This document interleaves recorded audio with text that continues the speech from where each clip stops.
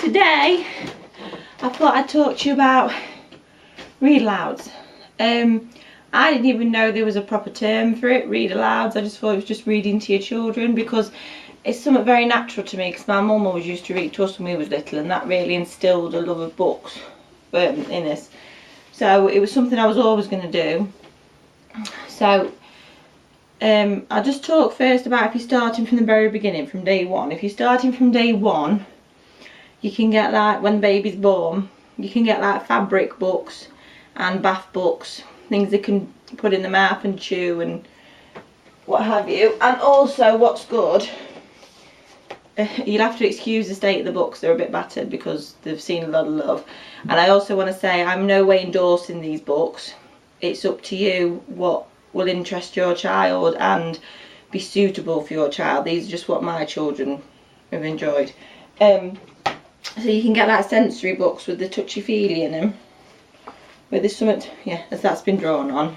I probably should have picked a book that's less battered, but you get the idea.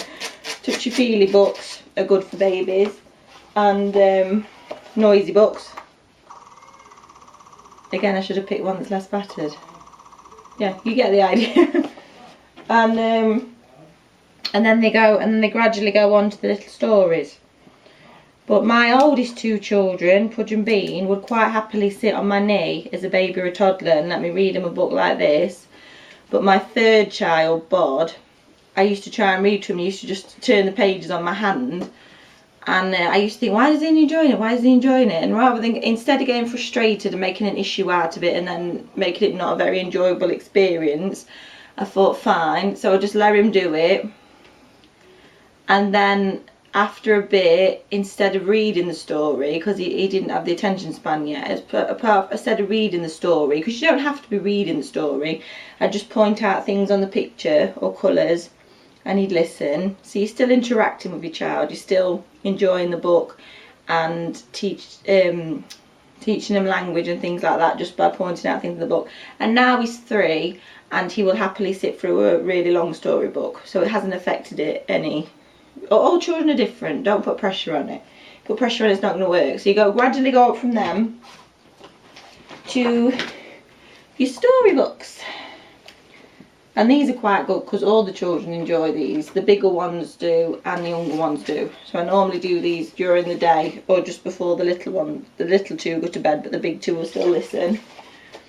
And then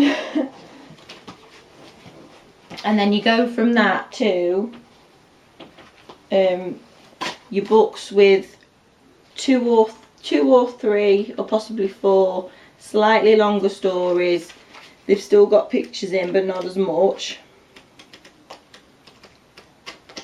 And you go, and all these, look, where it's one story, but there's quite a lot of pictures in it. There's a lot of text, but there's quite a lot of pictures in it. So you're gradually working your way up. They gradually get into that stage where they're just seeing the pictures in their head. And you go from that to your chapter books with a bit of pictures and slightly short chapters. And you go from that to your big chapter books with hardly any pictures or no pictures and full-size chapters. And then we haven't got there yet, but I suppose the next stage from that is independent reading, but I'm dreading that in a way because I like reading to my kids. And one of the ways you can make it enjoyable is if you pick stories that you enjoyed when you was a child, because your enthusiasm will rub off and you know what's in that story, you know if it's suitable or not. Like I just found all these old Millie Mandys out of the cupboard because we're cleaning out for moving, and they introduced it to the kids and they really enjoyed it. And it also showed me how much kids pick up from reading. It's something they're enjoying, you're not forcing learning down the throat, but they're still picking things up. Like this was wrote in 1928, and there's a map at the front, look, that just shows you how small villages used to be before they built on everything. And just, you know, old money, how extended family used to live together, how people used to talk to each other. It all rubbed off, it all soaked in, and I know it did because my mum read me these and it soaked in with me.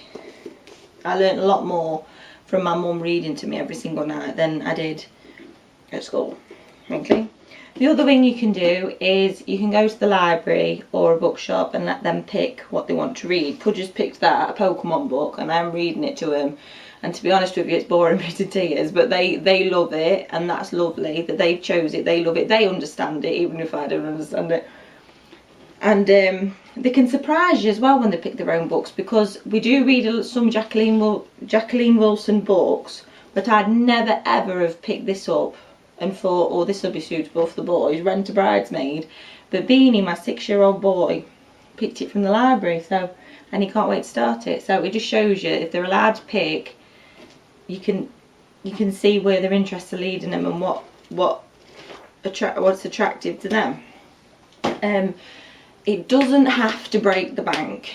A lot of my homeschool library, children's literature library, whatever you want to call it, is stuff people have given us, charity shops where I've got books as cheap as 5p before, tabletop sales, library sales. Sometimes when you go to the library they're selling off old stock and they'll sell it for 20p really cheap.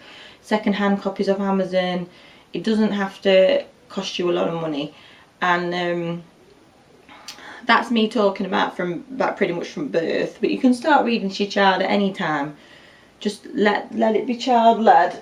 Let them show you what they want to read.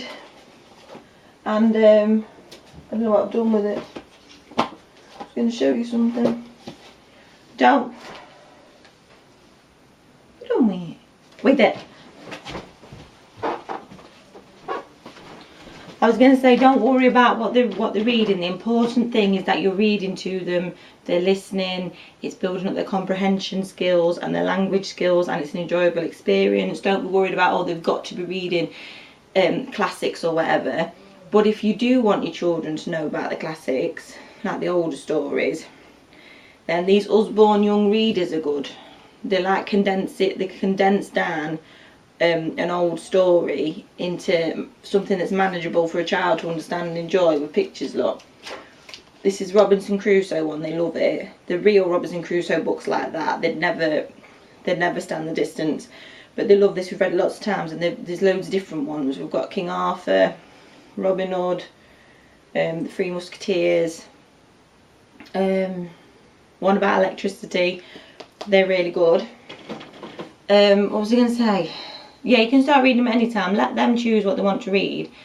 But the other thing people ask me a lot on my Facebook blog, Home Educating the Mad Lads, so I might have to do a written post about this as well, is how do you sit down and have read aloud time when you've got younger children?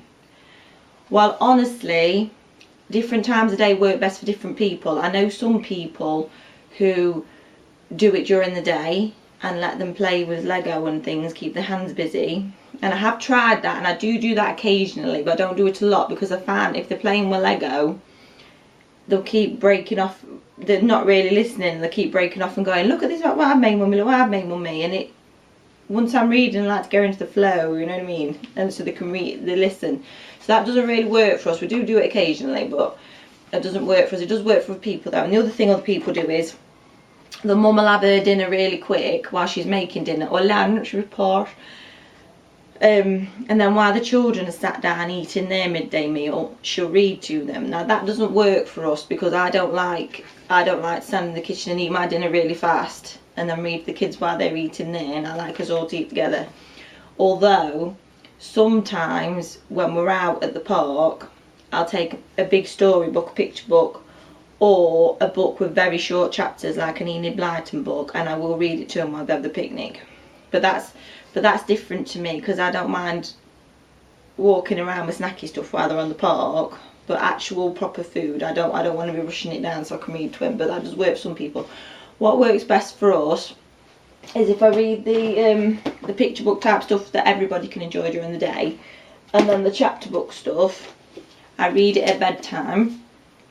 And if it's a book we're really enjoying, like say David Walliams or something, and we could easily carry on reading till stupid o'clock at night, they will come to bed that bit earlier. They won't go to sleep earlier, but they'll come upstairs earlier, so we can get a good few chapters in before they go to sleep. And that works best for us, because they're already in that mode of settling down. I haven't got to get them to settle down to listen. They are settling down. They'll sit on the bed. Bod, our 3-year-old, Bod will listen for a little bit and then he'll just fall asleep in his bed. So that works for me. The baby Pinky will pottle about, and then eventually she will sit on my knee and settle down and go to sleep as well. And that just works better for us. And then they go to sleep with all the story in their heads, dreaming about it. Yeah. So they're my tips and they're what we do. If you've got any questions, there's my Facebook blog, Home Educated and the Mad Lads, or comment. And if you're new here, please subscribe. I'm probably missing something that I was going to say about read alouds, but I don't know what it is, so I'm just going to go. Thank you for watching. Bye bye.